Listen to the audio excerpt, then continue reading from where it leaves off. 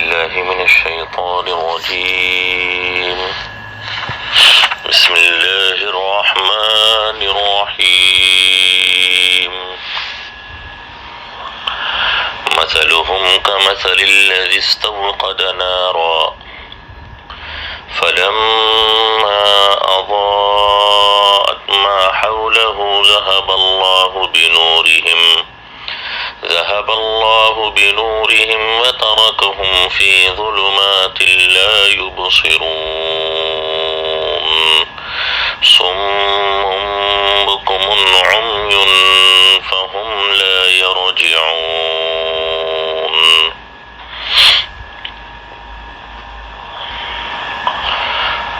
منافقین کا تذکرہ چل رہا ہے.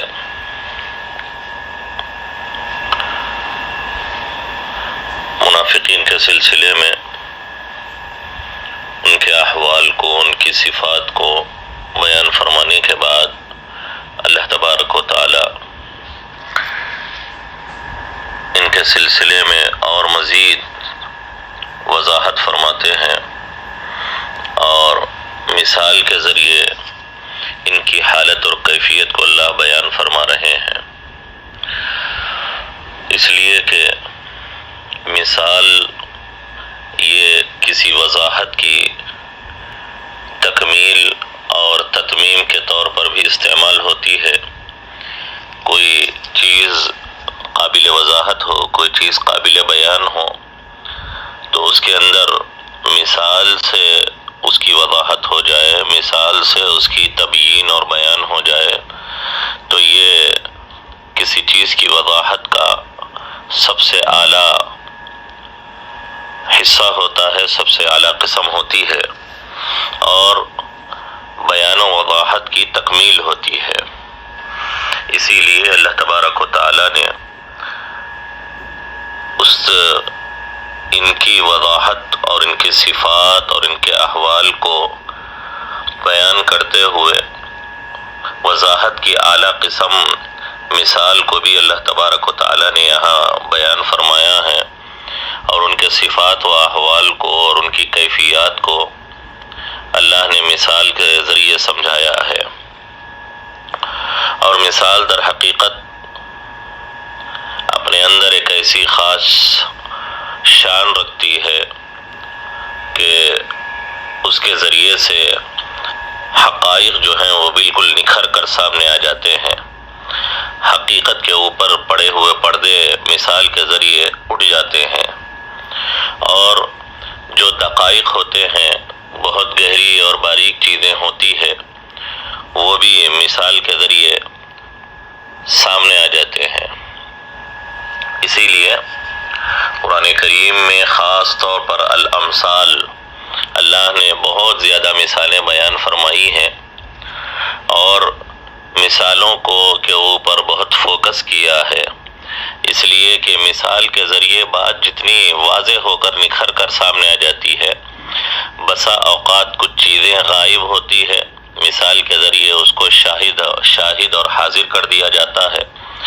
کچھ چیزیں خیالیاتی اور تصوراتی ہوتی ہے، مثال کے ذریعے اس کو بالکل محقق اور بالکل مدلل کر دیا جاتا ہے. مثال کے بہت سارے فائدے ہیں اور کبھی مثال کے ذریعے مقصود یہ ہوتا ہے کہ بعض چیزیں بالکل انسانی فہم اور ادراک سے دور ہوتی ہیں، محسوس نہیں ہو پاتی، مدرک نہیں ہو پاتی، تو اس میں مثال کے ذریعے ان چیزوں کو بالکل فہم سے قریب کر دیا جاتا ہے، بالکل قریب لا لیا جاتا ہے تاکہ انسان اس چیز کو بہت آسانی سے بہت جلد سمجھ جائے. اسی لیے قرآن کریم میں بار بار مثالوں کو بیان فرمایا ہے اللہ تبارک و تعالی نے، اور مستقل قرآن کریم کے اہم موضوعات میں سے ایک اہم موضوع الامثال بھی ہے. جیسے قرآن کے بہت سارے اہم موضوعات ہیں، ان میں ایک موضوع قصص و واقعات ہے، ان میں ایک موضوع عبرتیں اور نصیحتیں ہیں، گزشتہ قوموں کے واقعات ہیں، یہ قرآن اور توحید کا موضوع ہے، آخرت کا موضوع ہے، عنوان ہے، جن پر قرآن کریم نے مستقل بحث کی ہے، جن پر فوکس کیا ہے، جن کو خاص ٹارگٹ کر قرآن کریم نے جن کو بیان کیا ہے، وہ انہی میں سے ایک الامثال بھی ہے۔ اسی لیے میں نے آپ کو بات بتائی کہ کثرت سے اللہ تبارک و تعالیٰ نے مثالیں بیان کی ہیں۔ انبیاء علیہم السلام نے اپنے افہام و تفہیم کے درمیان، اپنی دعوت و تبلیغ کے درمیان مثالوں کو کثرت سے بیان کیا ہے، اور دنیا کے بڑے بڑے حکماء مثالوں کو ایک ہتھیار کے طور پر استعمال کرتے ہیں۔ بات کو سمجھانے کے لیے انتہائی مؤثر ترین ذریعہ ہوتا ہے مثال، اسی لیے مثال کے ذریعے بہت بات واضح ہو جاتی ہے۔ ایک وہ چیز جو انسان کے اندر یا انسان کی فہم سے دور ہوتی ہے، مثال سے بالکل اس کو قریب کر دیا جاتا ہے، اور دل میں مثال اتر کر اپنی ایک جگہ بنا لیتی ہے۔ اس کے ساتھ ساتھ بسا اوقات مخالف کو اور اپنے سامنے والے کو مثال کے ذریعے بہت زیادہ اس کا جواب بھی دیا جا سکتا ہے اور اس کو خاموش بھی کرایا جا سکتا ہے۔ بہرحال مثال کے بہت سارے فوائد حضرات علماء نے ذکر فرمائے ہیں، اور باقاعدہ الامثال پر حضرات مفسرین نے کلام کیا ہے، اور قرآن کریم کی آیات اس پر شاہد ہے۔ اللہ نے قرآن کریم میں فرمایا ہے کہ وَتِلْكَ الْأَمْثَالُ نَضْرِبُهَا لِلنَّاسِ لَعَلَّهُمْ يَتَفَكَّرُونَ۔ یہ مثالیں جو ہم لوگوں کے سامنے بیان کرتے ہیں، مثالیں ہم لوگوں کے سامنے واضح کرتے ہیں، یہ کیوں کرتے ہیں؟ لَعَلَّهُمْ يَتَفَكَّرُونَ، تاکہ لوگوں کی فکروں کی گتھیاں سلجھیں، لوگوں کی فکروں میں وہ بات، فکر کے اندر وہ بات پیوستہ ہو جائے، لوگ سمجھ جائیں۔ تو اسی لیے یہاں پر اللہ تبارک و تعالیٰ نے مثال کے ذریعے منافقین کے احوال و کیفیات کو بتایا ہے۔ ایک حقیقت ذہن میں رکھنا چاہیے کہ مثالوں کے ذریعے باتیں بسا اوقات اتنی زیادہ مؤثر ہوتی ہیں، سمجھ میں آ جاتی ہیں کہ بڑے بڑے مضامین کو اور بڑے بڑے غیر معقول چیز کو بسا اوقات آپ بہت لمبی تقریر کر دیں، بہت لمبا موضوع بیان کریں، بہت لمبی چوڑی وضاحتیں کریں،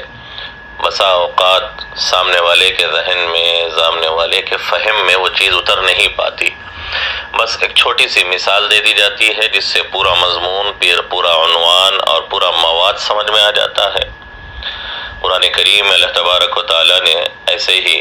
مثالوں کے ذریعے بڑے بڑے اہم اور بڑے عمیق اور بڑے کٹھن سمجھنے والے، مشکل اور کٹھن سمجھے جانے والے مسائل کو بس مثالوں سے اور چٹکیوں سے اللہ نے حل فرما دیا ہے، سمجھا دیا ہے۔ جس وقت حضرت عیسیٰ علیہ نبینا وعلیہ السلام کی پیدائش ہوئی تھی اور بلا باپ کے ہوئی تھی، یہودیوں کو بہت بڑا اعتراض تھا اور بہت بڑا تعجب اور استعجاب ان کو پیش آ رہا تھا کہ یہ کیسے ہو سکتا ہے، ان کی پیدائش بغیر باپ کے کیسے ہو سکتی ہے؟ یہ تو ہونے والی بات نہیں ہے، یہ ممکن بات نہیں ہے، ہر آدمی ماں باپ سے ہی دنیا میں پیدا ہوتا ہے، یہ بغیر باپ کے کیسے پیدا ہو گئے ہیں؟ اسی لیے بڑا انہوں نے اس پر ہنگامہ بھی مچایا تھا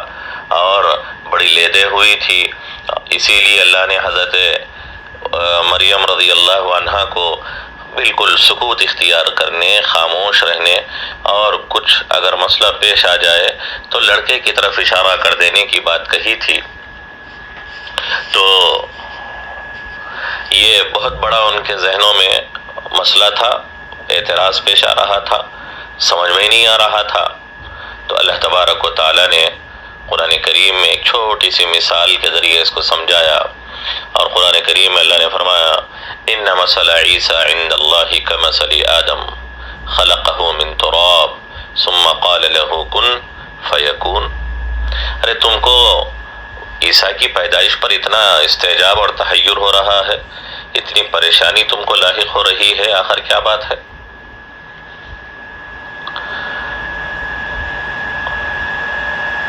عیسیٰ کی پیدائش پر تم کو اتنا زیادہ ہنگامہ نہیں کرنا چاہیے، اتنا زیادہ پریشان نہیں ہونا چاہیے، اس لیے کہ تم کو جب آدم کی پیدائش پر تعجب نہیں ہے، آدم کی پیدائش کو تم مانتے ہو جبکہ وہ بلا باپ کے ہیں،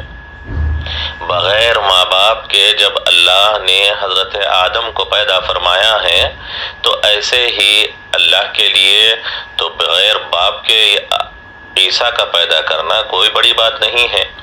جب تم کو آدم علیہ السلام کی پیدائش پر جو بلا باپ کے ہیں، کوئی تم کو اس پر استعجاب، کوئی اس پر حیرت، کوئی اس پر اعتراض نہیں ہے، تو ان پر تو بدرجہ اولا تم کو کوئی اعتراض نہیں ہونا چاہیے، اس لیے کہ ان کی پیدائش میں کم از کم ماں تو ہے۔ ان مثل عیسیٰ عند اللہ کمثل آدم، عیسیٰ کی مثال اللہ کے نزدیک ایسے ہی ہے جیسے آدم کی۔ یہ اللہ کی قدرت کے مظاہرے ہیں، اللہ کی قدرت کے کرشمے ہیں، جیسے اللہ نے اپنی قدرت کے کرشمے کے طور پر حضرت آدم کو پیدا کیا، جس پر تم کو ذرہ برابر بھی کوئی اعتراض، تم کو ذرہ برابر بھی کوئی الجھن نہیں ہے،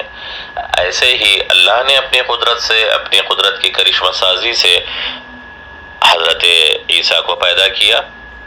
اسی لیے تم کو زیادہ استعجاب اور تحیر اور حیرانی اور پریشانی لاحق نہیں ہونا چاہیے۔ اللہ نے ان کو مٹی سے پیدا کیا، پھر اپنی قدرت کا مظاہرہ فرمایا، کن کہا وہ چیز ہو گئی۔ ایسے ہی حضرت عیسیٰ کی پیدائش بھی ہے۔ تو دیکھیے اتنا بڑا اعتراض تھا، اتنی بڑی جو ہے وہ بات تھی، ان کو سمجھ میں نہیں آ رہی تھی۔ اللہ نے بس یہ فرما دیا، ان مثل عیسیٰ عند اللہ کمثل آدم، عیسیٰ کی مثال آدم کی طرح ہے، جیسے آدم کو پیدا کیا ایسے ہی حضرت عیسیٰ کو پیدا کیا۔ تو بہت بڑا اعتراض بس چٹکیوں میں اللہ نے حل فرما دیا مثال کے ذریعے۔ تو مثال کا یہ فائدہ ہوتا ہے کہ اس کے ذریعے بہت بڑے مسئلے کو، بہت گہری چیز کو، بہت بڑے اعتراض کو حل کر دیا جاتا ہے، بات سمجھا دی جاتی ہے، ذہنوں میں اتار دی جاتی ہے، بالکل سمجھ کے قریب کر دی جاتی ہے۔ یہ ایک فائدہ ہوتا ہے۔ مشرکین مکہ کو اور مشرکوں کو بڑا اعتراض تھا کہ ہمارے یہ جسم گل سڑ جائیں گے تو کیسا ہوگا، کیا ہوگا، پھر دوبارہ کیسے اٹھائے جائیں گے، اور ہم چونکہ مٹی بن کر ریزہ ریزہ ہو جائیں گے، اور ہمارے جسم کو، ہمارے سارے اعضاء کو مٹی کھا جائے گی، تو پھر دوبارہ کیسے اٹھایا جائے گا؟ اللہ نے قرآن کریم میں بار بار مختلف مواقع پر اللہ نے فرمایا کذالک الخروج، جیسے ایک بنجر زمین ہوتی ہے، اس پر ہم پانی برساتے ہیں، وہاں پھر کھیتیاں لہلہا اگتی ہیں، اور پھر ہری بری سارا علاقہ ہرا بھرا ہو جاتا ہے۔ وہ سرزمین جو اب تک مردہ سمجھی جاتی تھی، جو بنجر اور سخت سمجھی جاتی تھی، خشک سمجھی جاتی تھی، جس پر کوئی پودا، جس پر کوئی اناج و غلہ اگتا نہیں تھا، جو پانی قبول نہیں کرتا تھا اپنی سختی کی وجہ سے، لیکن اللہ دھیرے دھیرے بارش نازل کر کر زمین کو نرم کرتے ہیں اور زمین کو زندہ کرتے ہیں، اور پھر اس کے ذریعے جو ہے زمین میں پیداوار ہوتی ہے، کھیتیاں اگتی ہے، اور مختلف وہاں سے ہریالی اور پھلواریاں اگتی ہے۔ تو جیسے تم اپنی آنکھوں سے اس کا تجربہ کرتے ہو، ایک مردہ زمین کو زندہ اللہ کی قدرت سے دیکھتے ہو، ایسے ہی کذالک الخروج، قرآن کریم میں اللہ نے فرمایا اسی طرح تم کو اپنی قبروں سے نکلنا ہوگا، اسی طرح تم اپنے قبروں سے نکلو گے اور پھر اللہ کے سامنے اٹھ کھڑے ہوگے۔ اللہ اپنی قدرت سے جس طرح بنجر زمین کو زندہ فرماتے ہیں، اور جس طرح بے آب و گیاہ علاقے کو اللہ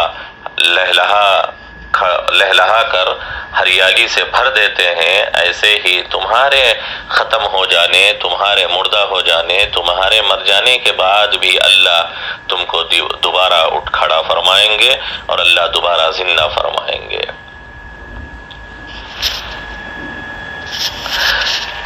اسی طرح بہت ساری مثالیں اللہ تبارک و تعالیٰ نے قرآن کریم کے اندر بیان فرمائی ہیں، جس سے بہت آسانی سے مسئلہ سمجھ میں آ جاتا ہے اور بہت زیادہ انسان کے ذہن و دماغ میں بات اتر جاتی ہے۔ تو بہرحال بات اصل یہ نکلی تھی کہ الامثال قرآن کریم کا ایک خاص اہم عنوان ہے، خاص ایک اہم موضوع ہے، اس کے ذریعے بھی اس پر بھی خاص فوکس کیا جاتا ہے اور بار بار مثالوں کے ذریعے اللہ تبارک و تعالیٰ بات کو سمجھاتے ہیں۔ اسی لیے کامیاب مدرس اور کامیاب حکیم اور کامیاب خطیب اور کامیاب کوئی مبلغ، کوئی داعی اسی وقت سمجھا جاتا ہے جب کہ وہ اپنی دعوت میں، اپنی خطابت میں اور اپنے کلام میں، اپنے درس میں، اپنے افہام و تفہیم میں وہ مثالوں کو بھی بیان کرتا ہو، مثالوں کو بھی پیش کرتا ہو۔ مثال ایک کلام کا ایک اہم حصہ ہوتا ہے، اسی لیے اس کا سہارا لینا یہ افہام و تفہیم میں بڑا معاون و مددگار ہوتا ہے۔ ہر وقت ہر آدمی ہر عنوان کو، ہر موضوع کو اور اس کی گہرائی کو اور اس کے ما لہو و ما علیہ کو سمجھ جائے، ایسا ضروری نہیں ہوتا۔ اب سمجھانے کے لیے جو مختلف انداز، مختلف طریقے استعمال کیے جاتے ہیں، ان میں سب سے بہترین جو راستہ ہے، بہترین جو طریقہ ہے، وہ مثال ہے۔ اسی لیے اللہ تبارک و تعالیٰ نے بھی مثالیں بیان فرمائی ہیں اور خود اللہ نے قرآن کریم میں اس کا فائدہ بھی بتا دیا ہے، لعلہم یتفکرون، کہ لوگ اس کے ذریعے سمجھ جاتے ہیں، اور بار بار قرآن کریم میں مثالوں کو اللہ نے بیان فرمایا ہے۔ اسی لیے میں نے آپ کو شروع میں کہا، بڑے بڑے حقائق کے اوپر جو پردے پڑے ہوئے ہوتے ہیں، مثال ان پردوں کو اٹھا کر حقیقتوں کو بالکل واضح اور واشگاف کر دیتی ہے، اور اسی طرح جو دقائق ہوتے ہیں، بہت اندر کی باتیں، بہت گہری باتیں، بہت باریک باتیں ہوتی ہے، ان کو بھی بہت واضح انداز سے مثال بیان کر دیتی ہے۔ اور اسی طرح وہ چیزیں جو صرف انسانی ذہن کے اندر چلتی رہتی ہیں، اس کو باہر محسوس طریقے سے سمجھایا نہیں جا سکتا، تو مثالوں کے ذریعے ان چیزوں کو سمجھایا جاتا ہے، مثالوں کے ذریعے ان چیزوں کو واضح کیا جاتا ہے۔ اسی لیے اس کے فوائد کثرت سے ہونے کی وجہ سے میں نے بات بتائی، اللہ نے بھی قرآن کریم میں اس کو کثرت سے بیان کیا ہے اور مثالوں کا جو ہے بندوں کو سمجھانے کے لیے سہارا لیا ہے، اور ایسے ہی انبیاء علیہم الصلاۃ والسلام کے کلاموں میں اور نبی پاک صلی اللہ علیہ وسلم کے احادیث میں کثرت سے مثالوں کو بیان کیا ہے، مثالوں کے ذریعے بات کو سمجھایا گیا ہے۔ اسی طرح دنیا میں جتنے حکما ہیں، جتنے عقل رکھنے والے، سمجھ بوجھ رکھنے والے لوگ ہیں، ان کے کلام میں بھی آپ کثرت سے مثالوں کو دیکھیں گے۔ تو خیر، مثلہم، ان کی مثال۔ اب دیکھیے، آتے ہیں اس کے لغوی معنی پر کہ مثال، مثل، مثیل، یہ سب تقریباً ملتے جلتے الفاظ ہیں، جس کے معنی الشبیہ، النظیر، ملتے، کسی چیز کی مشابہت، کسی چیز کی نظیر بتانے کے لیے، کسی چیز کی مشابہت کو، مشاکلت کو بتانے کے لیے یہ لفظ استعمال ہوتا ہے۔ اصل اس کا معنی وہی ہے کہ بس دوسری چیز سے کسی چیز کو مشابہ قرار دیا جائے، دوسری چیز سے کسی چیز کو مشاکل اور ہم شکل قرار دیا جائے، اس جیسے ہونے کو بتانے کے لیے یہ مثال و مثیل اور مثل وغیرہ کا لفظ استعمال ہوتا ہے۔ اصل یہی اس کا لغوی معنی ہے۔ مجازی طور پر اور استعارے کے طور پر یہ مثال کا لفظ القول السائر، یعنی لوگوں میں چلنے والا جو کلام ہوتا ہے، لوگوں میں چلنے والی جو بات اور گفتگو ہوتی ہے، جس کو ہم ضرب الامثال بھی کہتے ہیں، جس کو ہم کہاوتیں کہتے ہیں، جس کو ہم محاورے کہتے ہیں، اس کے لیے بھی یہ لفظ استعمال ہوتا ہے۔ المثل السائر کا لفظ عربی زبان میں خاص طور پر استعمال ہوتا ہے کہ ایسی کہاوت جو چل پڑی ہے لوگوں کے درمیان، ایسا محاورہ جو زبان زد عام و خاص ہو چکا ہے، جو عام لوگ بھی، خاص لوگ بھی اس کو سمجھتے ہیں، یہ الامثال بھی اسے کہا جاتا ہے، ضرب المثل بھی جسے کہا جاتا ہے، ضرب الامثال بھی اسے کہتے ہیں، اردو میں اس کو محاورے اور اسی طرح کہاوتیں کہا جاتا ہے۔ اس معنی کے لیے بھی یہ مثال کا لفظ استعمال ہوتا ہے، مثل کا لفظ یا مثال کا لفظ۔ اسی لیے عربی میں المثل السائر کہا جاتا ہے کہاوتوں کو، اور اسی طرح محاورات کو،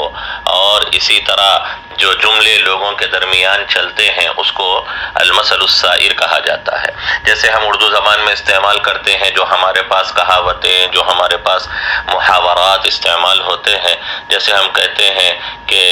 جو ہے دال میں کچھ کالا ہے، چور کی داڑھی میں تنکا، اور اسی طرح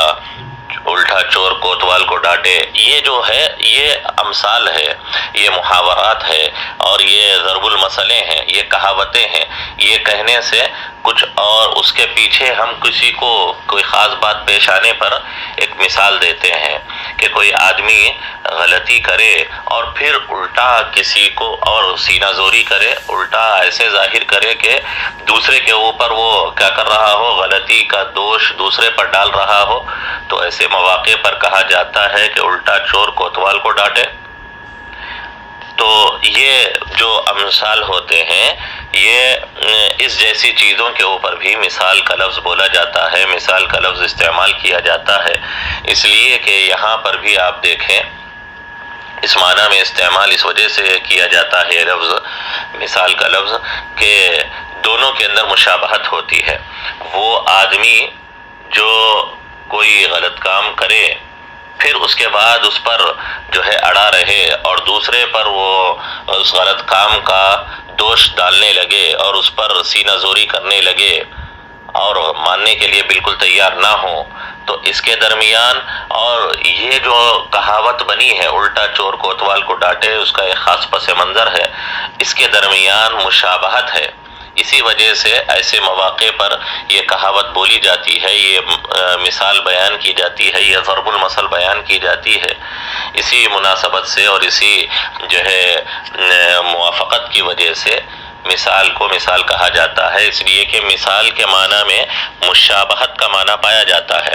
اور یہ امثال کے اندر بھی مشابہتیں ہوتی ہے کہ جس کے لیے وہ لفظ بولا جا رہا ہے بعینہ ہی اسی کے اوپر وہ کہاوت کہی جاتی ہے اور وہ کہاوت بولی جاتی ہے۔ اس میں کہاوت والے جملوں میں تغیر اور کہاوت والے جملوں میں جو ہے تبدیلی نہیں ہو سکتی، جیسے وہ لفظ بنا دیا گیا ہے کہاوت کے طور پر، محاورے کے طور پر، ضرب المثل کے طور پر وہ لفظ بنا دیا گیا ہے، بس ایسے ہی وہ لفظ استعمال ہوتا ہے۔ اور خاص الگ الگ وہ افراد جو اس طرح کا عمل کرتے ہیں ان کے اوپر اس کا اطلاق کیا جاتا ہے، تو اطلاق کرنے میں مشابہت پائی جاتی ہے، اسی لیے اس کو ضرب الامثال یا الامثال یا المثل السائر اس کو کہا جاتا ہے۔ اور ایک بات ذہن میں رکھیں کہ ہر جو ہے کہاوت کے لیے یا ہر قول جو لوگوں میں جس کا چلن اور رواج ہو جاتا ہے اس کو المثل السائر یا القول السائر نہیں کہا جاتا، بلکہ ایسے قول کو اور ایسے محاورے کے لیے مثل کا لفظ استعمال ہوتا ہے جس میں تھوڑی سی اجنبیت اور غرابت ہو، اچھمبا پن ہو، جس میں جو ہے اچھمبا پن ہو، جس میں غرابت ہو، جس میں استعجاب اور حیرت ہو، ایسے ہی خاص اقوال کے لیے، ایسے ہی خاص کہاوتوں کے لیے الامثال کا لفظ استعمال کیا جاتا ہے۔ اتنا سمجھنے کے بعد اب سمجھیں کہ جب مثال کا اصل معنی مشابہت کا ہے اور پھر اس سے ایک خاص مناسبت کی وجہ سے، تشابہ اور مشابہت کی وجہ سے القول السائر اور المثل السائر کے لیے یہ لفظ استعمال ہونے لگا ہے، اور مثل میں غرابت کا ہونا، استعجاب کا ہونا اور اچھمبے پن کا ہونا، ایک استعجاب کا ہونا ضروری تھا۔ اسی مناسبت سے اب مثال کا تیسرا ایک معنی محاورے میں استعمال ہوتا ہے کسی عجیب و غریب حالت اور کیفیت کو بتانے کے لیے۔ یہی لفظ، یہی معنی یہاں پر استعمال ہو رہا ہے، چونکہ الشأن، الحال، الصفہ اور اس طرح کے معنی کے لیے مثال کا لفظ استعمال کثرت سے عربی زبان میں ہوتا ہے، اور یہاں پر بھی اسی معنی میں یہ لفظ استعمال ہوا ہے۔ مثلہم ای الحالہم العجیبہ، ان منافقین کا عجیب و غریب حال ایسے ہے جیسے اس آدمی کی حالت کی طرح ہے۔ تو اب یہاں پر مثلہم یا الحالۃ العجیبہ یا الحال العجیبہ کے معنی میں استعمال ہو رہا ہے، یا الکیفیت العجیبہ کے معنی میں استعمال ہو رہا ہے۔ جیسے قرآن کریم میں اللہ نے فرمایا ہے وَلِلَّهِ الْمَثَلُ الْأَعْلَى، اللہ کے لیے بہت اونچی شان ہے، بہت اونچی حالت ہے۔ یہاں پر مثل الاعلیٰ مثال نہیں، بلکہ اللہ تبارک و تعالیٰ کی شان، اللہ کی عظمت میں اللہ کا حال وہ بہت اعلیٰ ہے، اللہ کی کیفیت بہت اونچی ہے، یہ بتانے کے لیے اللہ کے لیے بہت اعلیٰ مثال ہے، یہ معنی نہیں ہے۔ قرآن کریم میں جو آیت آئی ہے وَلِلَّهِ الْمَثَلُ الْأَعْلَى، اللہ کے لیے بہت اعلیٰ مثال ہے، نہیں، مثل یہاں مثال کے معنی میں نہیں، بلکہ اس کا جو تیسرا معنی ہے الحال، الکیفیہ، الشان، اللہ کی بہت اعلیٰ شان ہے، اور اللہ تبارک و تعالیٰ کی بہت اعلیٰ عظمت میں، اور اللہ تبارک و تعالیٰ کی کبریائی میں، اور اس کے خاص جلالت میں بہت اعلیٰ اللہ کی حالت، اللہ کی شان، اللہ کی کیفیت ہے۔ اس کو بتانے کے لیے یہاں پر مثل کا لفظ استعمال ہوا ہے۔ اسی طرح آپ دیکھیں قرآن کریم میں اللہ نے ایک جگہ یہ لفظ استعمال کیا ہے مثل الجنت التی وعد المتقون، اس جنت کی حالت و کیفیت جس کا وعدہ متقی لوگوں سے کیا گیا ہے۔ یعنی مثل اس جنت کی مثال نہیں، جنت کی حالت، جنت کی شان، جنت کی کیفیت یہ ہے۔ تو اصل بات نکلی تھی مشابہت سے، پھر القول السائر کے اندر چونکہ مشابہت ہوتی ہے محاورات میں، کہاوتوں میں، اسی لیے وہاں پر بھی مثل کا لفظ استعمال کیا گیا، لیکن ہر کہی جانے والی بات اور ہر مثال کے اوپر مثل یا کہاوت یا محاورہ یا ضرب الامثال نہیں بولا جاتا، بلکہ کچھ ایسے اقوال، کچھ ایسے چلنے والی باتیں محاورات میں جس کے اندر غرابت ہو، جس میں اچھمبا پن ہو، ویسے ہی لفظ کے لیے مثل کا استعمال ہوتا ہے۔ تو اب ہر چلنے والی بات کو محاورہ اور مثل نہیں کہا جاتا، بلکہ اس کے اندر استعجاب ہو، جس میں اچھمبا پن ہو، جس میں ایک عجیب و غریب معنی پایا جائے اور اس کا رواج ہو جائے تو اس کو مثل کہتے ہیں۔ جب یہ معنی میں استعمال ہونے لگا تو اب دیکھیے مثل کے اندر جو ہے کیا تھا؟ غرابت تھی، اچھمبا پن تھا۔ اس اچھمبے پن سے، اس غرابت سے ایک تیسرا معنی نکال کر کیا کیا گیا ہے؟ عجیب و غریب حالت اور کیفیت اور عجیب و غریب شان کو، کسی چیز کی صفت اور حیت اور کیفیت کو بتانے کے لیے اب مثال کا لفظ یا مثل کا لفظ استعمال ہونے لگا ہے، یہ اس کا تیسرا معنی ہے۔ یہی عربی زبان کی خصوصیت ہے کہ بس تھوڑی سی مناسبت سے معانی اس سے نکلتے چلے جاتے ہیں اور پھوٹتے چلے جاتے ہیں۔ ایک لفظ ہوتا ہے جس کا اصل معنی فلاں ہوتا ہے، پھر کسی خاص مناسبت سے وہ معنی کسی اور طرف جاتا ہے، پھر اس مناسبت کے اندر کوئی خاص معنی ہوتا ہے تو اس سے پھوٹ کر کوئی تیسرا معنی پیدا ہو جاتا ہے۔ یہی عربی زبان کے اندر جو ہے اتساع کا پہلو ہے، وسعت کا پہلو ہے، اس زبان کے اندر سیلانیت ہے، اس زبان کے اندر، عربی زبان کے اندر پھیلاؤ ہے، کشادگی ہے، توسع ہے، وہ پھیلتی ہی چلی جاتی ہے، اس کا احاطہ کوئی نہیں کر سکتا۔ تو خیر، اب عربی زبان میں مثال اور مثل کا ایک معنی الحالۃ العجیبہ، الکیفیت العجیبہ، الصفت العجیبہ یا الشان، ایسی حالت، ایسی شان جس میں اچھمبا پن ہو، جس میں استعجاب ہو، جس میں حیرت و تحیر ہو، ایسے کے لیے مثل کا لفظ استعمال ہوتا ہے۔ تو اب یہاں پر آپ دیکھیں کہ مثلہم کمثل الذی استوقد نارا، ای حالتہم العجیبہ، ان کی عجیب و غریب حالت و کیفیت ایسی ہے جیسے اس آدمی کی کیفیت ہوتی ہے. اسی لیے میں نے آپ کو سمجھایا وَلِلَّهِ الْمَثَلُ الْأَعْلَى کو آپ ذہن میں رکھیں کہ اللہ کے لیے بہت اعلیٰ شان ہے. مثل کے معنی اب یہاں پر شان کے، حالت و کیفیت کے ہوں گے. ایسے ہی یہاں پر بھی مثلہم، ان کی عجیب و غریب حالت اور کیفیت کیسی ہے؟ کَمَثَلِ الَّذِي اسْتَوْقَدَ نَارًا. خیر بہرحال یہ اب تک کی بات تھی. مثال کے مثل کے اوپر اس کا اصل لغوی معنی بتا دیا گیا، پھر اس سے نکل کر کس معنی میں استعمال ہو رہا ہے، پھر اس سے نکل کر اب کیا معنی میں استعمال ہو رہا ہے اور یہاں کس معنی میں استعمال ہو رہا ہے، اور مثال کے کیا فوائد ہوتے ہیں اور اس کے کیا منافع ہوتے ہیں. یہ جو ہے تفصیل کے ساتھ بات آپ کے سامنے آئی. اب دیکھیے آگے اللہ فرماتے ہیں ان لوگوں کی عجیب و غریب حالت اور کیفیت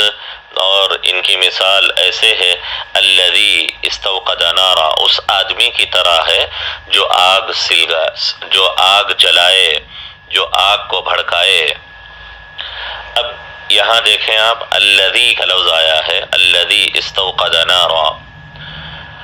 آگے چونکہ فلما اضاءت ما حوله ذهب الله بنورهم کا لفظ آ رہا ہے. آپ دیکھیں گے قرآن کریم میں ذهب الله بنورهم، ہم کا لفظ آ رہا ہے. تو اور یہاں پر کیا ہوا ہے؟ الذی استوقد.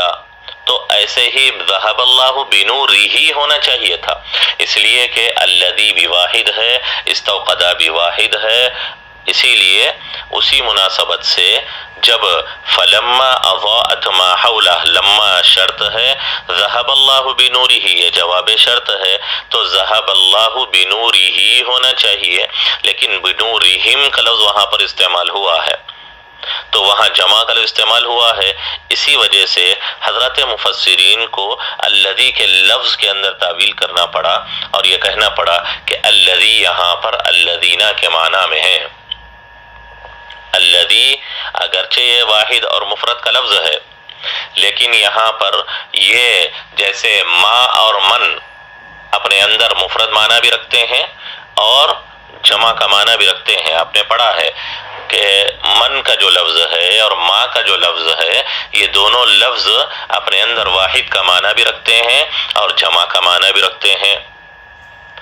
اب آپ کہہ سکتے ہیں کہ من جاء، من جاؤ، وہ لوگ جو آئے، وہ آدمی جو آیا. تو من اپنے اندر واحد کا معنی بھی رکھتا ہے اور جمع کا معنی بھی.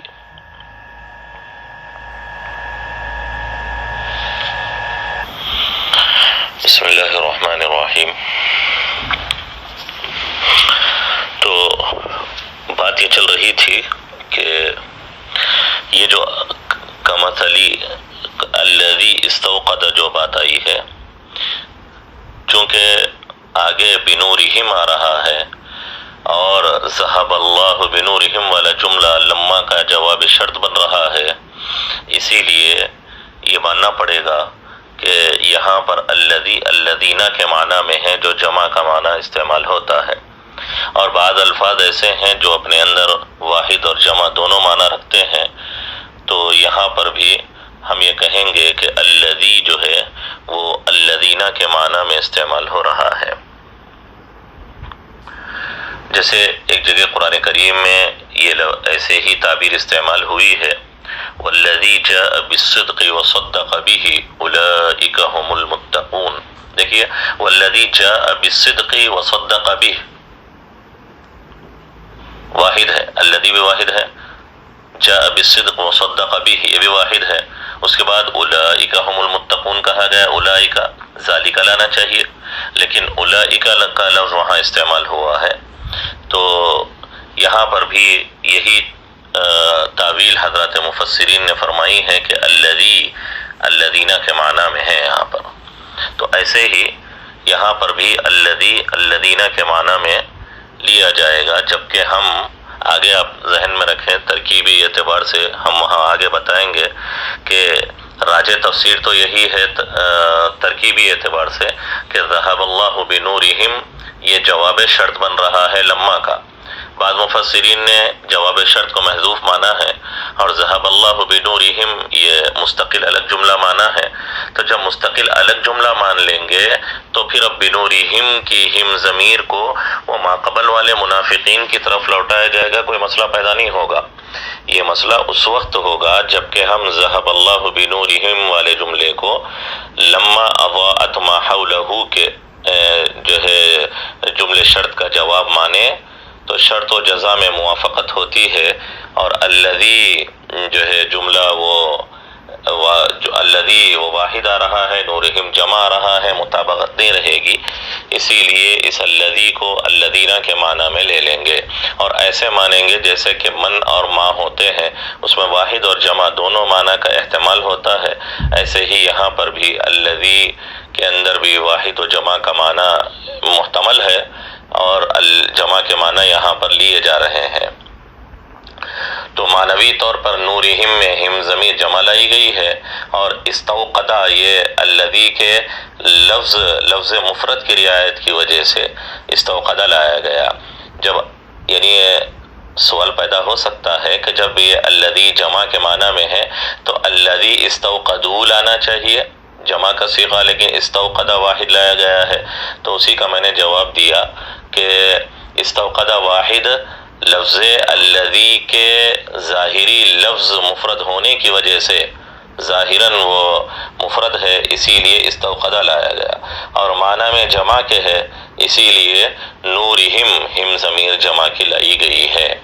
یہ ایک تعویل کی گئی ہے الذی کو الذین کے معنی میں لے کر. بعض مفسرین نے یہاں پر دوسری تعویل کی ہے اور یہ کہا ہے کہ یہاں پر ایک موصوف اصل میں محذوف ہے، مثلہم کمثل الذی یعنی کمثل القوم الذی یا کمثل الفریق الذی. فریق کا لفظ، قوم کا لفظ، یہ لفظ ایسے ہیں جو لفظاً مفرد ہوتے ہیں معنن جمع ہوتے ہیں. دیکھیے آپ قوم اس کی جمع لفظی اعتبار سے اقوام آتی ہے، لفظی اعتبار سے یہ مفرد ہے قوم کا لفظ، یا یوں کہیں کہ فوج کا لفظ، یا یوں کہیں فریق کا لفظ. تو اب یہ لفظی اعتبار سے مفرد ہے، معنوی اعتبار سے جمع ہے. تو یہاں پر ہم کیا کریں گے، الذی سے پہلے الفریق کو یا الفوج کو یا القوم کے لفظ کو مقدر مانیں گے. کمثل الفریق الذی استوقد نارا. تو اب جب اس کا اصل موصوف یہاں محذوف ہے الفوج یا الفریق کا لفظ جو لفظاً مفرد ہوتا ہے اور معنن جمع ہوتا ہے، لہذا لفظاً مفرد ہونے کی وجہ سے الذی استوقدا مفرد لایا گیا اور معنن جمع ہونے کی وجہ سے بنورہم جمع لایا گیا ہے. تو یہ دونوں قسم کی تعویل اور ترکیب یہاں پر کی جا سکتی ہے. الذی کو الذین کے معنی میں بھی لیا جا سکتا ہے، یا پھر الذی سے پہلے ایک لفظ موصوف کو محذوف مان لیں، مثلہم کمثل الفوج الذی یا کمثل الفریق الذی یا کمثل القوم الذی. اس طرح کی کچھ بھی تعبیر یا کچھ بھی تعویل آپ لے لیں، بات صحیح ہو جائے گی. اور اگر ہم ذہب اللہ بنورہم کو جواب شرط نہ مانے فلما اضاءت کا، تو پھر ایسی صورت میں کوئی حرج نہیں ہے، الذی کو مفرد کے معنی میں بھی استعمال کر سکتے ہیں. اور مفسرین نے یہی کہا ہے، بعض مفسرین نے، کہ جواب شرط یہاں محذوف ہے اور یہاں الذی مفرد ہی کے معنی میں ہے. اس کی ایک معنوی وجہ بھی بیان کی ہے کہ جب کوئی لوگ یا کچھ لوگ کہیں جاتے ہیں اور ان کو روشنی کی ضرورت پڑتی ہے آگ لگانے کی، تو سارے کے سارے لوگ نہیں لگاتے، بلکہ ان میں سے ایک آدمی لکڑی لاتا ہے اور لکڑی لا کر وہ ایک آدمی ہی آگ جلاتا ہے. اسی لیے الذی واحد لایا گیا ہے یہاں پر، اور ان کی جماعت کو واحد کے ذریعے مثال، ایک جلانے والے آدمی کے ذریعے مثال میں بیان کیا گیا ہے. اس میں کوئی حرج کی بات نہیں ہے، ایسے ہو سکتا ہے. خیر، اب آگے دیکھیے اللہ فرماتے ہیں کمثل الذی، اس آدمی کی طرح ہے، اس آدمی کی حالت کی طرح ہے، الذی استوقد، جو آگ جلائے۔ استوقد وقود کے لفظ سے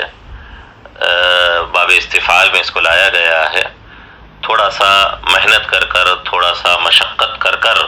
لکڑی جلانے، آگ سلگانے اور آگ بھڑکانے کے لیے لفظ استعمال ہوتا ہے۔ اوقدہ کے معنی بھی آگ جلانا، استوقدہ کے اندر تھوڑا سا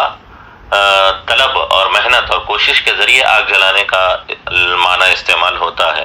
جیسے مفسرین نے بیان کیا ہے، اخرجہ معنی نکالنا، استخرجہ تھوڑا سا محنت کر کر، تھوڑا سا کوشش کر کر کیا کرنا، کسی چیز کو نکالنا، استخراج۔ اخراج کا لفظ بھی، استخراج کا لفظ، دونوں کے اندر جو ہے نکالنے کے معنی پائے جاتے ہیں، لیکن استخراج میں تھوڑا سا سعی، تھوڑا سا محنت، تھوڑا سا مشقت کر کر کسی چیز کے نکالنے کے لیے استخراج کا لفظ استعمال ہوتا ہے۔ اخراج کا لفظ کسی چیز کو نکالنا، اس میں ضروری نہیں ہے کہ محنت سے نکالیں یا بغیر محنت کے نکالیں۔ استخرجہ کے اندر تھوڑا سا معنی کی زیادتی ہے کہ وہاں پر کسی چیز کو ایک سعی کر کر، محنت کر کر، کوشش کر کر کسی چیز کو نکالیں تو یہ استخراج ہوتا ہے۔ تو ایسے ہی اوقدہ مانے کہیں آگ لگانا، کہیں آگ جلانا، استوقدہ کچھ محنت کر کر، کچھ مشقت کے ساتھ، کچھ سعی کر کر، کچھ کسی چیز کو ان کی تکلیف اٹھا کر کسی چیز کو جلانے کے لیے استوقدہ کا لفظ آتا ہے۔ تو یہاں پر مثال میں استوقدہ کا لفظ لایا گیا ہے کہ کمثل الذی استوقد نارا، اس آدمی کی طرح ان کی حالت ہے جو تھوڑی سی محنت یا بڑی محنت سے کیا کرتا ہے، کوئی آگ جلاتا ہے۔ آگ جلانا کوئی آسانی سے آگ نہیں جلایا ہے، وہ آگ جلانے میں محنت بھی اٹھاتا ہے، مشقت بھی اٹھاتا ہے۔ نار کا جو لفظ ہے وہ جو ہے آگ کے لیے استعمال ہوتا ہے، اس لیے کہ آگ بھڑکتی ہے اور بھڑکتی ہے اور پھیلتی ہے اور اس کے اندر حرکت ہوتی ہے۔ نار ینور نورن سے یہ لفظ بنا ہے، اسی سے نور بھی ہے، اسی سے نار بھی ہے۔ نار ینور نورن سے ہی یہ دونوں معنی نکلے ہیں، اس لیے کہ روشنی دونوں کے اندر بہرحال پائی جاتی ہے۔ اصل معنی تو جو ہے کسی جگہ چلے جانے، بھاگ جانے کے معنی استعمال ہوتے ہیں۔ نار ینور نورن کے معنی کسی جگہ بھاگنا، کسی جگہ چلا جانا۔ چونکہ آگ بھی جب لگائی جاتی ہے تو اس کے اندر حرکت ہوتی ہے، اس کے اندر بھڑکنے کی کیفیت ہوتی ہے، تو گویا وہ اپنی جگہ سے جانے والی ہوتی ہے۔ اس معنی کی مناسبت سے اس کو جو ہے نار کا لفظ اس سے لے لیا گیا ہے۔ اور ایک ایسے جوہر کو، ایک ایسے مادے کے لیے نار کا لفظ استعمال ہوتا ہے جس کے اندر دو وصف خاص طور پر ہوتے ہیں، ایک وصف روشنی دینے کا اور ایک وصف جلانے کا۔ یعنی آگ کے اندر دو صفات ہوتی ہیں، ایک تو یہ کہ وہ جو ہے روشنی کا کام کرتی ہے آگ، اور اسی طرح دوسرا یہ کہ وہ جلانے کا کام کرتی ہے۔ تو اس کے اندر اضاءت کی کیفیت بھی ہوتی ہے، اس کے اندر احراق کی کیفیت بھی ہوتی ہے۔ خیر، تو فلما استوقد نارا اس آدمی کی طرح ہے یا ان لوگوں کی طرح ہے جنہوں نے آگ جلائی کسی جگہ پر۔ ان کو جو ہے روشنی کی ضرورت ہے۔ روشنی کی ضرورت کیوں ہے؟ تاکہ راستہ نظر آئے، اندھیری دور ہو جائے اور ان کو وہ اپنے منزل تک پہنچ جائے، اسی لیے ان لوگوں نے آگ جلائی۔ اب اس کے بعد اللہ فرماتے ہیں فلما اضاءت، چنانچہ پھر جب اس آگ نے روشن کر دیا ما حولہ، آس پاس کے سارے حصے کو، آس پاس کے سارے علاقے کو، آس پاس کے سارے مکان کو اس نے روشن کر دیا۔ ذهب اللہ بنورہم، ابتدا تو ان کو ایسے لگا کہ ہمارا کام بن جائے گا، راستہ نظر آ جائے گا، ہم منزل تک پہنچ جائیں گے، اس لیے کہ روشنی کا انتظام ہو چکا، آگ سلگ چکی اور آگ کو بھڑکانے کا کام ہم نے کر لیا، روشنی کا انتظام ہم کو ہو گیا۔ ابتداءً بہت اچھا محسوس ہو رہا ہے، لیکن انتہاءً انجام کار اور معال کے اعتبار سے وہ خائب و خاسر ہیں، ناکام و نامراد ہے، اس لیے کہ ذهب اللہ بنورہم، اللہ نے ان کے نور کو، ان کے روشنی کو جو انہوں نے اپنے منزل تک پہنچنے کے لیے راستے کے انتظام کے طور پر کیا تھا، وہ اللہ نے ختم ہی کر دیا۔ تو یہ منافقین بھی بظاہر اپنے ایمان کے اظہار سے ایسے سمجھ رہے ہیں کہ ہم کامیاب بھی ہو جائیں گے، ہم منزل تک پہنچ جائیں گے، دنیا میں بھی ہم جو ہے اسلام کا اظہار کر کر، ایمان کا اظہار کر کر خوب فائدہ اٹھائیں گے، اور اگر ان کے کہنے کے مطابق آخرت قائم ہوتی ہے اور محمد کے کہنے کے مطابق قیامت آتی ہے تو ہم وہاں پر بھی کامیاب ہوں گے، وہاں پر بھی ہم کو جو ہے خوب دنیا میں جیسے ہم کو مسلمانوں کے ساتھ رہتے ہوئے منافع اور فوائد حاصل ہو رہے ہیں، آخرکار بھی ہم کو فوائد حاصل ہوں گے، منافع حاصل ہوں گے، بالفرض اگر ان کے کہنے کے مطابق قیامت کے قائم ہونے کو مان لیا جائے تو ہم کو خوب اس سے فائدہ ہوگا۔ اللہ نے مثال دے کر بات بتا دی کہ نہیں، ذہب اللہ بنورہم، اللہ نے ان کے نور کو ختم کر دیا، کوئی ان کے لیے روشنی کا انتظام نہیں ہوگا۔ اسی لیے ان کے بارے میں قرآن کریم میں اللہ نے یہ بات فرما دی ہے کہ پل صراط پر جب یہ لوگ جائیں گے اور ایمان والوں کا نور، ان کی چمک ان کو پل صراط پر ان کو راستہ بتائے گی، اور وہ اسی چمک سے، ایمانی نور سے اور اسی روشنی سے پل صراط کو طے کر کر جنت تک پہنچ جائیں گے۔ جب یہ آگے بڑھیں گے تو جیسے ہی اس پر قدم رکھ کر آگے بڑھنے جائیں گے، ان کا نور بجھ جائے گا، ان کی روشنی بجھ جائے گی، اور ایمان والوں سے درخواست کریں گے کہ جو ہے تھوڑی دیر رکو ہمارے لیے، نقتبس من نورکم، تھوڑا سا تم لوگوں کی روشنی سے ہم بھی کچھ فائدہ حاصل کر لیں، تم لوگوں کی روشنی میں ہم بھی آگے چلیں۔ ان سے کہا جائے گا ارجعوا وراءکم فالتمسوا نورا، پیچھے جاؤ، اپنا نور الگ سے تلاش کر لاؤ، تو ہم دوسروں کے نور کے، دوسروں کی روشنی کے پیچھے نہیں چل سکتے۔ دنیا کے اندر تو ایمان والوں کے ساتھ، ایمان والوں کی جماعت میں چل کر ان کے ساتھ مال غنیمت بھی حاصل کر رہے تھے، ان کے ساتھ مل کر اپنے جان و مال کو بھی محفوظ کر لیا تھا، اور اسی طرح خوب منافع حاصل ہو رہے تھے، خوب جو ہے فائدے اٹھا رہے تھے۔ یہ چیز تم کو آخرت میں کام نہیں دے گی۔ انجام کار کے اعتبار سے جس کام کے لیے تم نے آگ جلائی تھی اور جس کام کے لیے تم نے آگ کو سلگایا تھا، وہ تمہارے کام ہی نہیں آئے گی، اس لیے کہ نہ تم کو راستہ نظر آئے گا، نہ تم منزل تک پہنچ جائیں گے، اس لیے کہ اللہ نے اس کی روشنی کو ختم کر دیا ہے۔ اضاء کا لفظ یہ باب افعال سے جو استعمال ہو رہا ہے، اضاء یضیء اضاءۃ، یہ دونوں معنی میں استعمال ہوتا ہے، یعنی لازم بھی استعمال ہوتا ہے اور متعدی بھی استعمال ہوتا ہے، روشن ہونے کے معنی میں بھی استعمال ہوتا ہے اور روشن کرنے کے معنی میں بھی استعمال ہوتا ہے۔ اگر یہاں پر اضاءت ما حولہ کا جو تعبیر یہاں پر آئی ہے، اگر اس کو ہم متعدی مانیں تو صاف ہے اضاءت کا فاعل جو ہے وہ نار ہے، ما حولہ، ما یہ اس میں موصول ہے، حولہ یہ ظرف ہو کر اس کا صلہ بن جائے گا، موصول صلہ ہو کر مفعول بن جائے گا اضاءت کا، جبکہ ہم اس کو متعدی مانیں۔ اور اگر ہم اس کو لازم مانیں، اگر اضاءت کو لازم مانیں تو ایسی صورت میں یہ جو ما موصولہ وغیرہ ہے یہ پورے کا پورا فاعل بنے گا، ما حولہ یہ اضاءت کا فاعل بن جائے گا۔ خیر، دونوں طرح بھی ہم کر سکتے ہیں۔ فلما اضاءت ما حولہ، چنانچہ جب وہ آگ روشن کر دے اس جگہ کو، جو اس حصے کو جو اس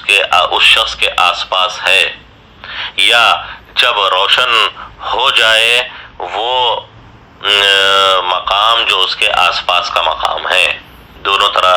اس کا استعمال کیا، دونوں طرح کا ترجمہ اس کا یہاں پر کیا جا سکتا ہے۔ حولہ کا جو یہ لفظ ہے یہ ظرف مکان کے لیے استعمال ہوتا ہے، اور ظرف مکان کے لیے لفظ لازم ہے، اس کی جمع بھی آتی ہے حوالی۔ حدیثوں میں نبی پاک صلی اللہ علیہ وسلم نے بارش کی کثرت کے موقع پر دعا فرمائی تھی، اللہم حوالینا۔ حوالی کا لفظ یا حوالی کا لفظ دونوں طرح استعمال ہوتا ہے، یہ لفظ مفرد ہے، حوالی کا لفظ یہ جمع کے طور پر، اور بعض حضرات اصولین نے اس کا تثنیہ بھی نکالا ہے، حولی کا لفظ نکالا ہے۔ احوال بھی ایک جمع آتی ہے، حوالی بھی جمع آتی ہے، لیکن حوالی کی جمع یہ افصح ہے، زیادہ استعمال ہوتی ہے۔ اللہم حوالینا ولا علینا، یہ جو کثرت سے بارش کے موقع پر نبی علیہ السلام سے جو منقول دعا ہے، اللہم حوالینا، اے اللہ ہمارے آس پاس کے علاقوں میں اے اللہ بارش برسائیے، ولا علینا، اے اللہ ہمارے اوپر بارش مت برسائیے، ہماری آبادیوں پر، ہمارے گھروں پر اور ہمارے سروں پر اور ہمارے راستوں اور سڑکوں پر اے اللہ بارش مت برسائیے۔ حوالینا، اے اللہ ہمارے علاقے کے آس پاس علاقوں میں، شہر کے کناروں میں، اطراف میں، وادیوں میں، میدانوں میں، اور اسی طرح جو ہے منابت الشجر، جہاں پر درخت اگتے ہیں، جہاں پر جو ہے پانی اوپر سے نیچے کی طرف آتا ہے، ڈھلان میں آتا ہے، اس جگہ پر جہاں آبادیوں سے ہٹ کر علاقے ہیں، وہاں اے اللہ بارش برسائیے۔ بارش کی ضرورت ہے، بارش مت برسائیے، یہ دعا نہیں فرمائی، بلکہ فرمایا اللہم حوالینا ولا علینا، اے اللہ ہمارے اوپر بارش مت برسائیے، حوالینا کہاں پر؟ ہمارے آس پاس کے علاقے میں، ارد گرد مقامات پر بارش برسائیے۔ یہ اصل میں حول ہی کی جمع ہے، جو حوالی کے طور پر حدیث کے اندر دعا میں استعمال ہوئی ہے۔ تو یہ میں نے بات بتائی کہ یہ ظرف مکان کے لیے لفظ حولہ کا لفظ استعمال ہوتا ہے، حصے اور جانب کو بتانے کے لیے۔ اصل میں یہ لفظ آپ کو معلوم ہے حال یحول حولاً سے بنا ہے، جس کے معنی کے اندر گھومنے اور احاطہ کرنے کے معنی، اصل معنی اس کے یہی ہے، حال یحول حولاً۔ اسی لیے آپ نے فقہ کی کتابوں میں زکوٰۃ کے باب میں پڑھا ہے حولان حول ہونا، حولان حول، سال کا گزرنا زکوٰۃ کے وجوب کے لیے شرط ہے۔ زکوٰۃ کی ادائیگی کے لیے حولان حول ہونا، حول کا لفظ سال کے لیے بھی استعمال ہوتا ہے۔ اس لیے کہ میں نے بات بتائی حال یحول حولاً کے اصل معنی میں گھومنے، طواف، چکر لگانے اور کسی چیز کو گھیرنے اور احاطے کے معنی میں یہ لفظ استعمال ہوتا ہے۔ چونکہ آس پاس اور ارد گرد کا علاقہ بھی ہم کو گھیرتا ہے، ہم کو ہمارا احاطہ کرتا ہے، اسی لیے یعنی ہم ایک کرسی پر بیٹھے ہوئے ہیں، آس پاس کا علاقہ ہم کو کیا کرتا ہے؟ ہمارا احاطہ کرتا ہے، ہم کو گھیرے رکھتا ہے۔ یہی اصل معنی ہے حول کا۔ اور چونکہ سال کے اندر بھی کیا ہوتا ہے؟ ایک سلسلہ چلتا ہے، ایک موسم آتا ہے، پھر وہ موسم گھوم کر پھر دوسرا موسم آتا ہے، ایک یوم کی چکر گھومتی ہے، پھر وہی گھوم کر دوسرا دن آ جاتا ہے، پھر وہی گھوم کر تیسرا دن آ جاتا ہے۔ تو دن اور ایام اور موسمیں گھوم پھر کر آتے رہتے ہیں سال بھر کے اندر، اسی لیے سال کو بھی حول کا لفظ بولا جاتا ہے۔ تو خیر، یہ اس کے اور بھی بہت سارے جو ہے لغوی معنی میں مناسبتوں سے لفظ کہاں کہاں استعمال ہو رہا ہے، وہ اور بھی آگے چل کر اس کے معنی میں استعمال ہوگا۔ لیکن اتنی بات ذہن میں رکھیں کہ حول کا لفظ یہ جو یہاں پر جو ظرف مکان کے معنی میں استعمال ہو رہا ہے، اصل میں لفظ حال یحول حولاً کے معنی سے بنا ہے، جس معنی میں، جس لفظ کے اندر اصل معنی وہ طواف اور احاطے کے آتے ہیں، کسی چیز کا گھومنا، کسی چیز کا احاطہ کرنا، گھیرے رہنا، یہ معنی اصل اس کے آتے ہیں۔ تو خیر، بہرحال ما حولہ، اس کے آس پاس کے علاقے کو جب آگ روشن کر دیتی ہے اور آس پاس کا حصہ، علاقہ اس کو نظر آنے لگتا ہے، تو ذہب اللہ بنورہم، اللہ ان کے روشنی کو لے چلے جاتے ہیں، ختم کر دیتے ہیں۔ دیکھیے ماقبل میں آیا تھا استوقد نارا، جب جواب شرط آیا ہے تو اس میں اللہ نے فرمایا ذہب اللہ بنورہم، نارہم نہیں فرمایا، ماقبل میں نار کا لفظ تھا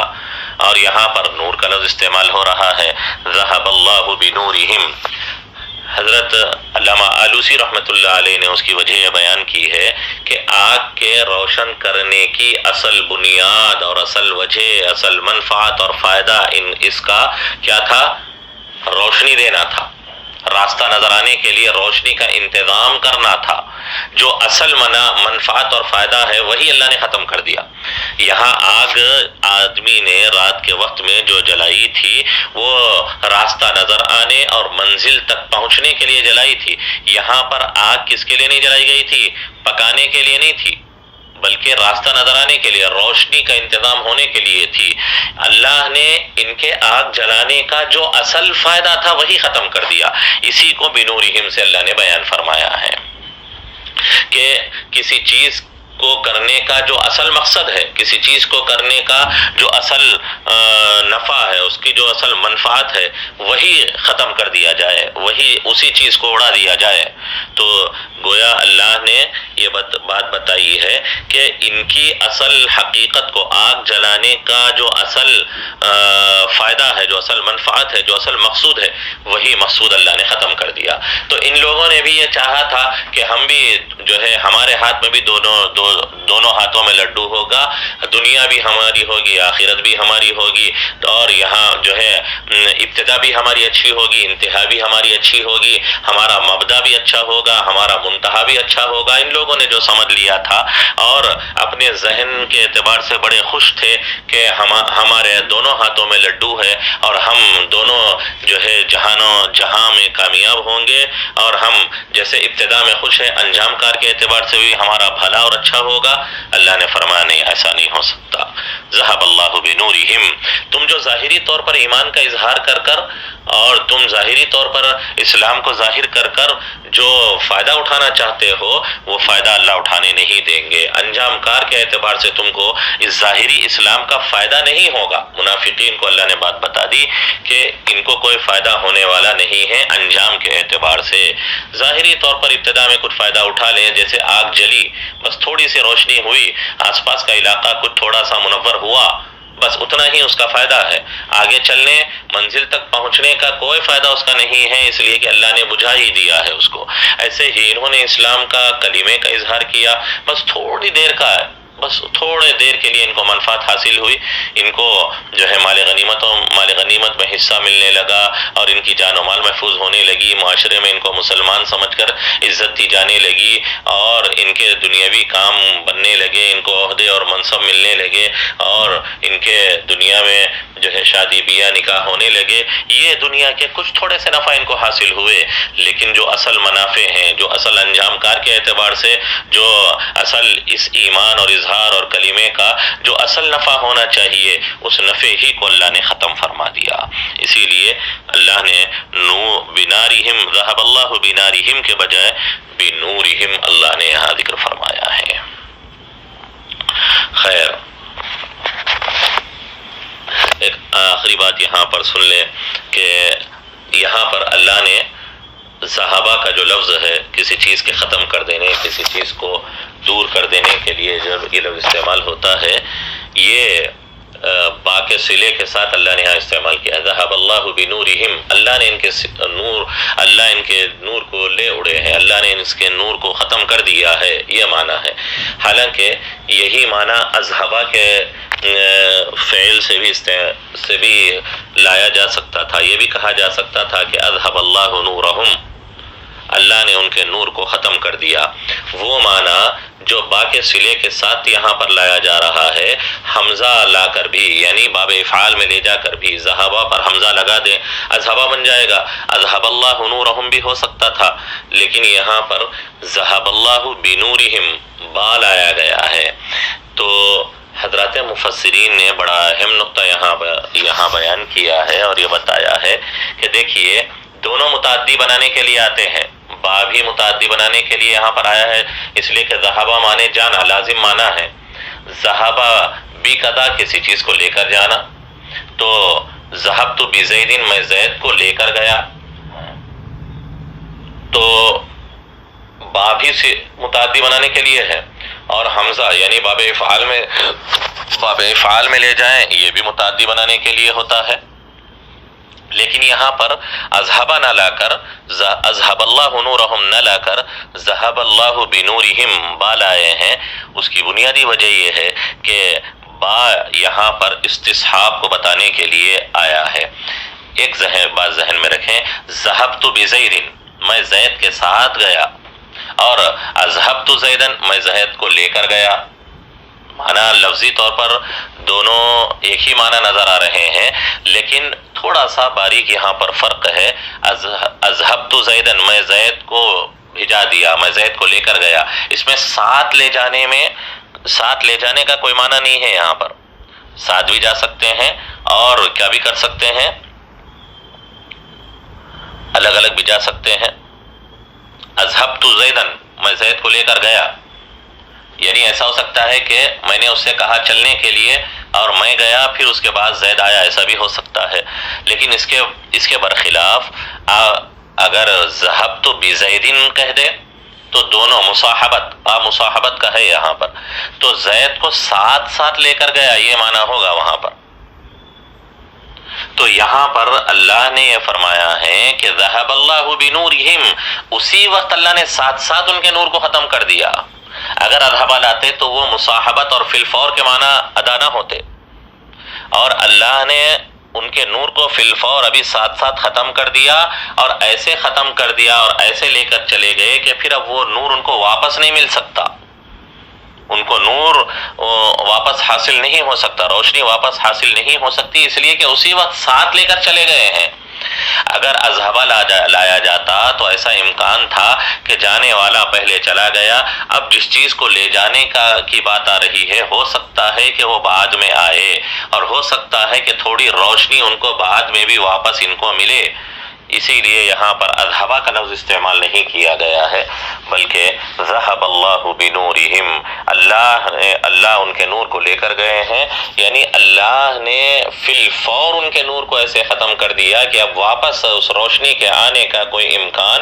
باقی نہیں رہا۔ جیسے میں نے بات مثال کے ذریعے سمجھائی، ذہبت بزید، میں زید کو ساتھ ہی لے کر گیا، اس کے برخلاف اذهبت زیدا، میں نے زید کو جانے کے لیے کہا یا میں زید کو لے کر گیا، تو اس میں یہ ضروری نہیں ہے کہ ساتھ لے کر گیا ہو۔